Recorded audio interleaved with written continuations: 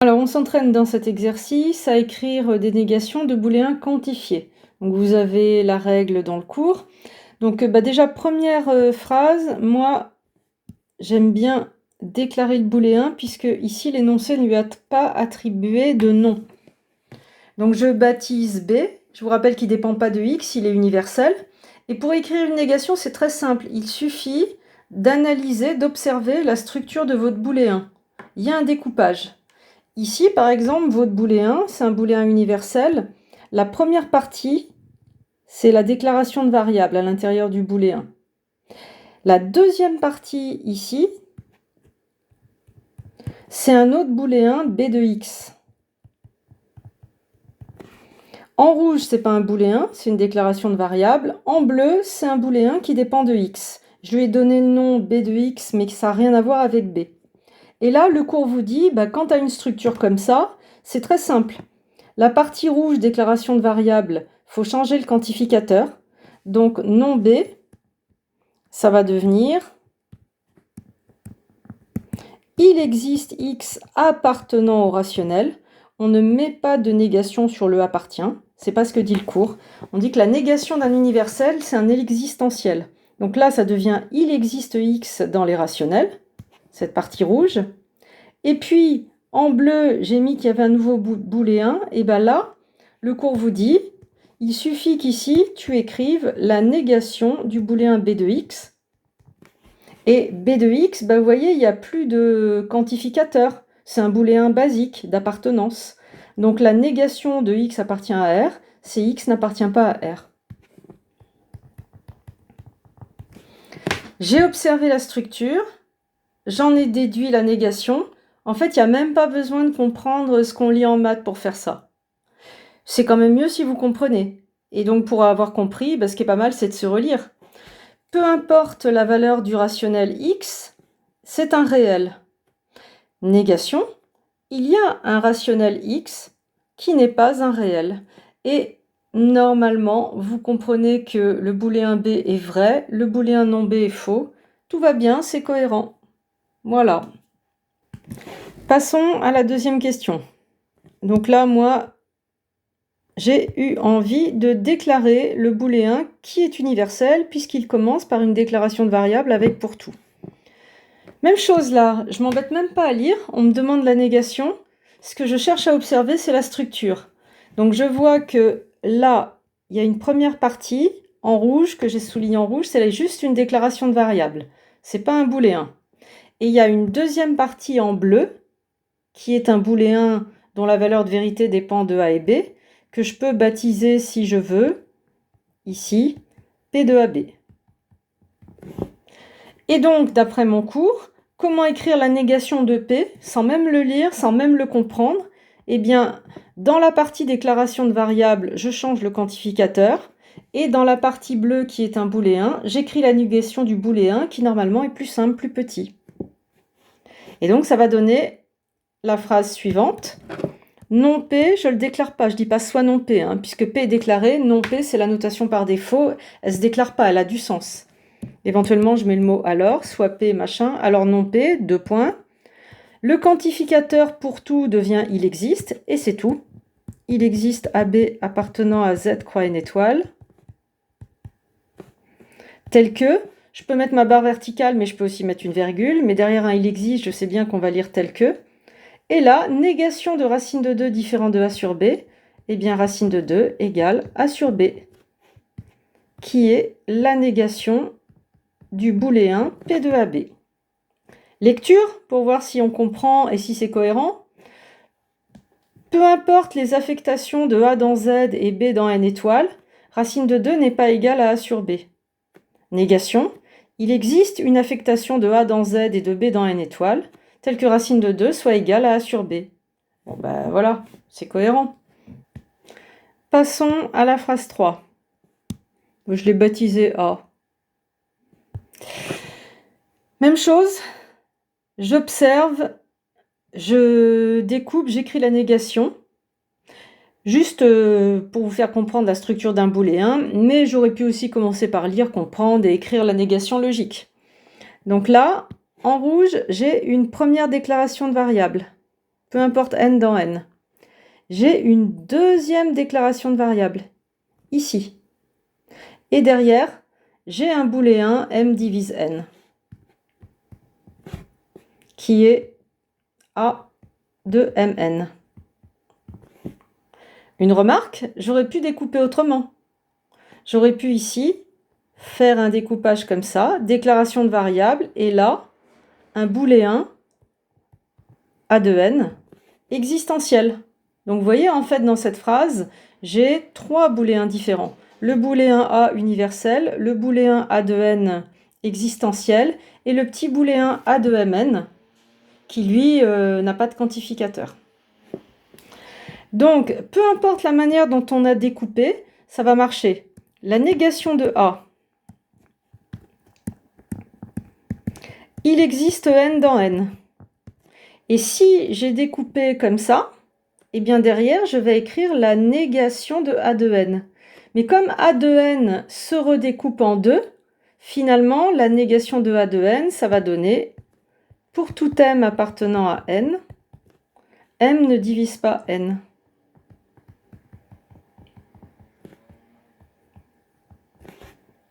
Et si j'ai pas envie de mettre de vocabulaire français dans ma phrase, là, m ne divise pas n, j'ai une autre manière de formuler ça, c'est que le quotient de n par m n'est pas un entier.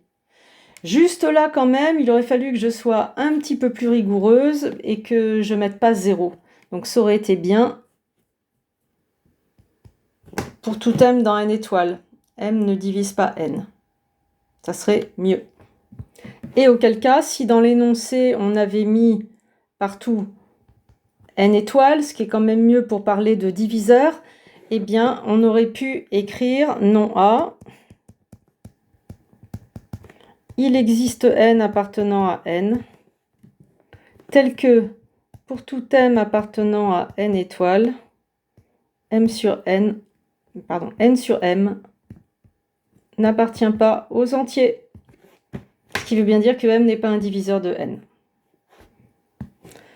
Pour la phrase 4, je l'ai appelée B.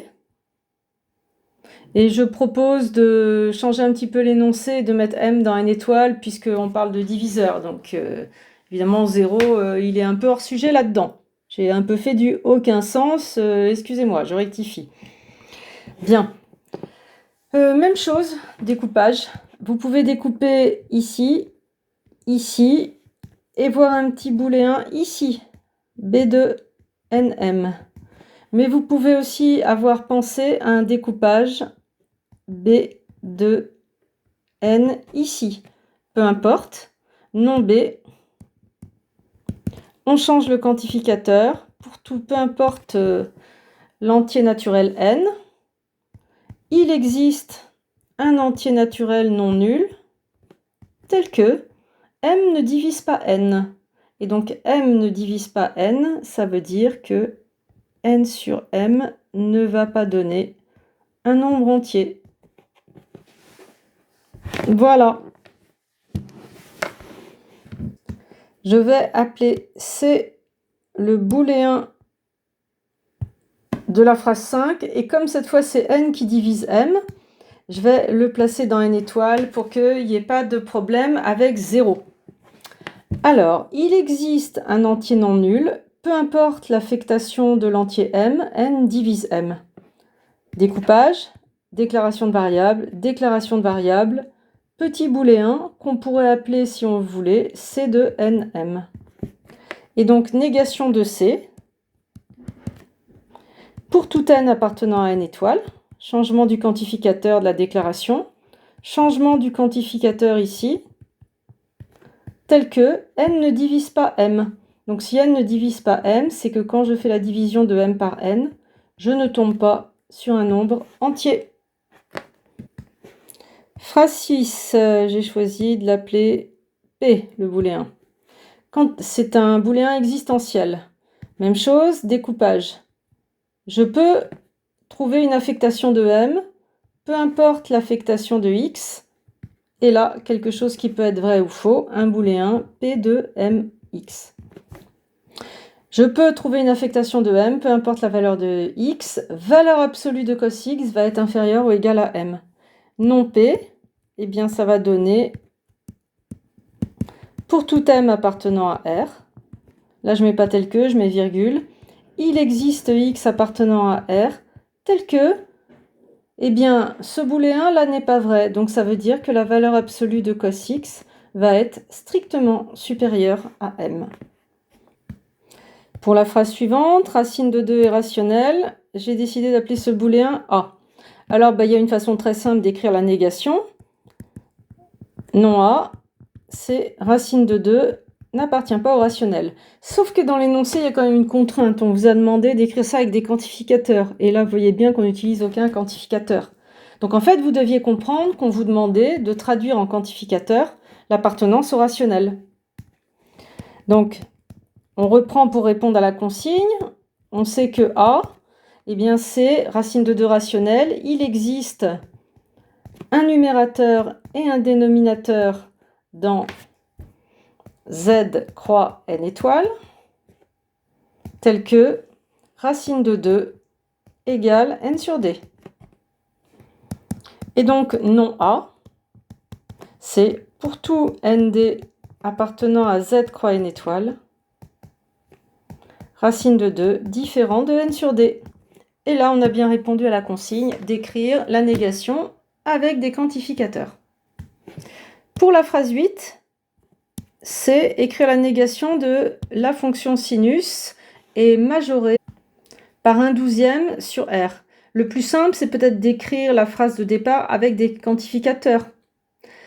Être majoré par 1/12 sur R, c'est l'idée que peu importe l'affectation de x dans R, valeur absolue de sinus x, inférieure ou égale à 1/12.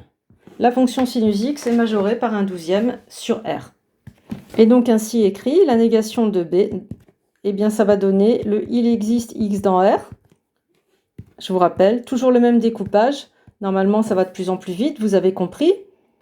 Et tel que, la barre verticale si vous le souhaitez ou la virgule. Sinus x n'est pas inférieur ou égal à 1/12, ça veut dire sinus x strictement supérieur à 1/12. Et enfin, la phrase 9, la fonction cosinus est minorée par 0 sur R.